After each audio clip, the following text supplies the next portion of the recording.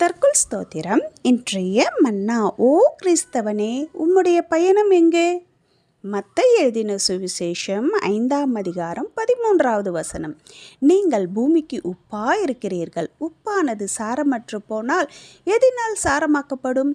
வெளியே கொட்டப்படுவதற்கும் மனுஷரால் மிதிக்கப்படுவதற்குமே ஒழிய வேறு ஒன்றுக்கும் உதவாது.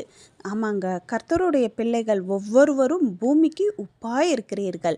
உதாரணமாக, நம் மனிதர்கள், நம்மில் உயிர் உள்ளவரை தான் மனிதனுக்கு மதிப்பு.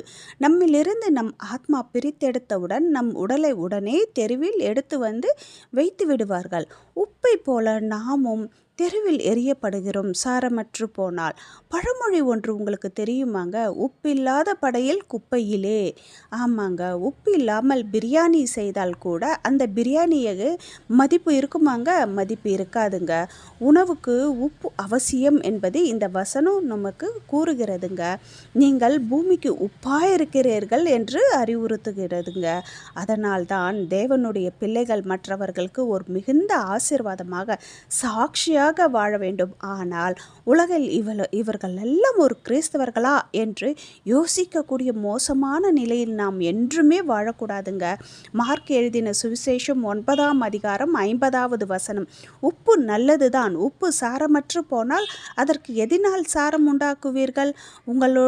உங்களுக்குள்ளே உப்புடையவர்களாய் இருங்கள், ஒருவரோடு ஒருவர் சமாதானமாய் உள்ளவர்களாய் இருங்கள் என்றுள்ளது. இந்த வசனத்தை நன்றாக வாசித்தால் 2 ஆவிக்குரிய வார்த்தை உள்ளது. என்ன அது? உப்பு சாரமற்று போனால். உப்பு என்றால் சாரம் என்றால் சாரம் என்றால் ஆத்மா.